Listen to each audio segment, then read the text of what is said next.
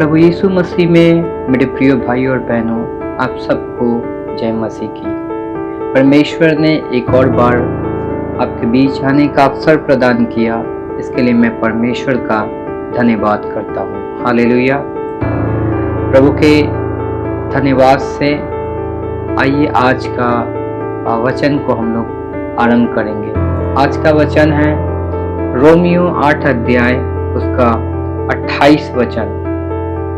यह इस प्रकार से लिखा है, हम जानते हैं कि जो लोग परमेश्वर से प्रेम रखते हैं उनके लिए सब बातें मिलकर भलाई ही को उत्पन्न करती है, अर्थात उन्हीं के लिए जो उसकी इच्छा के अनुसार बुलाए हुए हैं। आमीन। यह वचन बाइबल का एक ऐसा रत्न है जो हमें विश्वास की हर परिस्थिति में आशा और भरोसा देता है। आज हम इस वचन के आधार पर कुछ बातों को सीखेंगे जो आपको चुनौतियों में मजबूत बनाएगा और परमेश्वर की योजना पर भरोसा रखने के लिए प्रेरित करेगा। सब बातें भलाई ही को उत्पन्न करता है। सबसे पहले इस वचन का मूल संदेश यह है कि हमारे जीवन में जो कुछ भी होता है, चाहे वो अच्छा हो या बुरा, आसान हो या मुश्किल, परमेश्वर उसे हमारे भले के लिए उपयोग करता है। इसका मतलब यह नहीं है कि हर घटना अपने आप में अच्छी होगी, बल्कि यह कि परमेश्वर की सामर्थ ऐसी है कि वह सबसे कठिन परिस्थितियों को भी हमारे लिए आशीष में बदल सकता है। उदाहरण के लिए यूसुफ की कहानी को याद करें। उसे उसके भाइयों ने गुलाम के रूप में बेच दिया, वह जेल में डाल दिया गया, लेकिन अंत में परमेश्वर ने उसे मिस्र का शासक बनाया। यूसुफ ने अपने भाइयों से कहा, तुमने मेरे लिए बुरा सोचा था, परंतु परमेश्वर ने उसी को भलाई के लिए उपयोग किया। उत्पत्ति 50 अध्याय 20 वचन। आपके जीवन की कठिनाइयाँ भी परमेश्वर की कहानी का हिस्सा है। वह हर आंसू, हर दर्द को एक उद्देश्य देता है।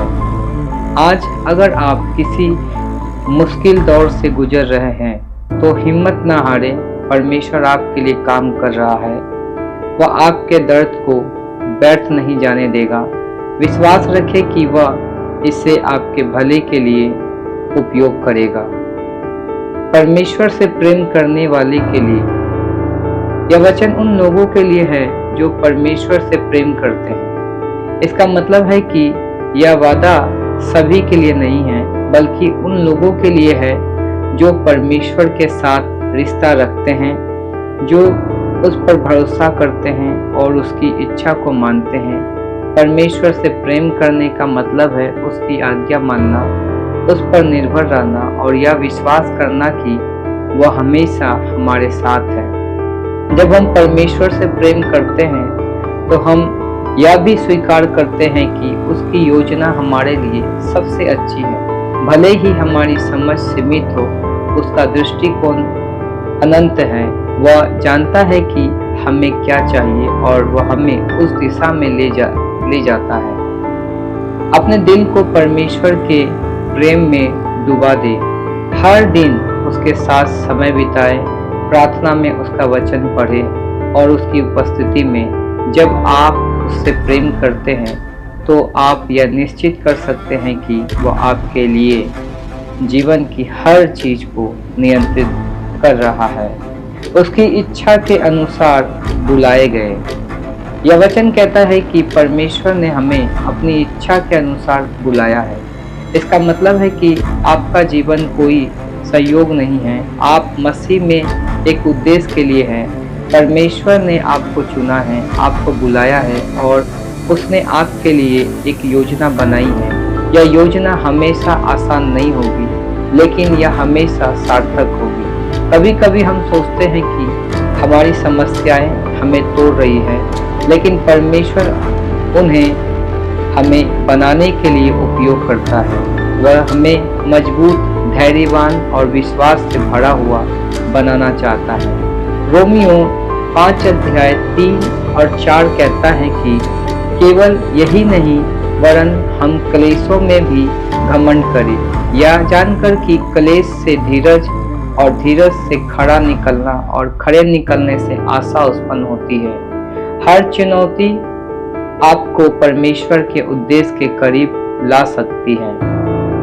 अपनी बुलाहट को याद करें, आप परमेश्वर के लिए चुने हुए हैं। वह आपको कभी नहीं छोड़ेगा और उसकी योजना आपके लिए हमेशा भली है। अपनी नजर उस बड़े चित्र पर रखें जो परमेश्वर आपके लिए बना रहा है। विश्वास और धैर्य के साथ चले।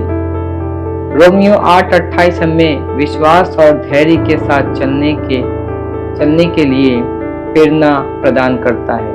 जब हमारी परिस्थितियां निराशाजनक लगती है, तब हम भी यह विश्वास करते हैं कि परमेश्वर नियंत्रण कर रहा है।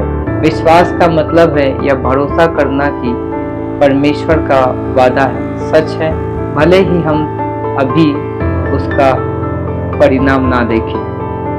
हबक्कुक 3:17 और 18 में लिखा है, क्योंकि चाहे अंजीर के वृक्षों में फल ना लगे और ना दाखलताओं में फल लगे, जलपाई के वृक्ष के केवल धोखा पाया जाए और खेतों में अन्न ना उपजे, भेड़शालाओं में भेड़ बकरियां ना रहें और ना थानों में गाय बैल हो, तो भी मैं यहोवा के कारण आनंदित और मगन रहूंगा और अपने उद्धारकर्ता परमेश्वर के द्वारा अति प्रसन्न रहूंगा।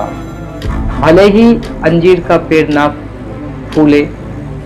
ना फले और दाखलता में फल ना लगे, तो भी मैं यहोवा के कारण आनंदित रहूंगा।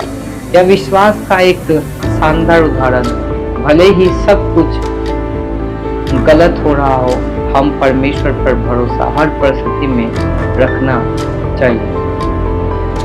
आज अपने विश्वास को मजबूत करें, परमेश्वर से कहें, प्रभु मैं नहीं जानता कि यह कैसे होगा, लेकिन मैं विश्वास करता हूँ कि तू मेरे लिए भला करेगा। धैर्य रखें, क्योंकि परमेश्वर का समय हमेशा सही होता है। रोमियो 8:28 हमें याद दिलाता है कि परमेश्वर हमारा सबसे बड़ा सार्थक है। वह हमारे जीवन की हर परिस्थिति को एक ऐसी कहानी में बदल रहा है जो उसकी महिमा और हमारे भले के लिए है। चाहे आप आज किसी भी परिस्थिति में हो, यह विश्वास रखें कि परमेश्वर आपके लिए काम कर रहा है। उसका प्रेम कभी असफल नहीं होता और उसकी योजना हमेशा परिपूर्ण होती है। इसलिए उठे, अपने कंधे सीधे करें और विश्वास के साथ आगे बढ़े। परमेश्वर आपके साथ है और वह आपके लिए सब कुछ भले के लिए उपयोग करेगा। आमीन। परमेश्वर आपको इस वचन के द्वारा आशीष दे। मैं आप लोग से अनुरोध करूंगा कि यदि ये वीडियो, ये वचन यदि आपको अच्छा लगा तो कमेंट बॉक्स में अवश्य अपने राय दें, आमीन लिखें और अपने दोस्तों को भी इस वीडियो को शेयर करें, अपने परिवार को शेयर करें, ताकि उनके जीवन में भी परमेश्वर वचन से बातें करे।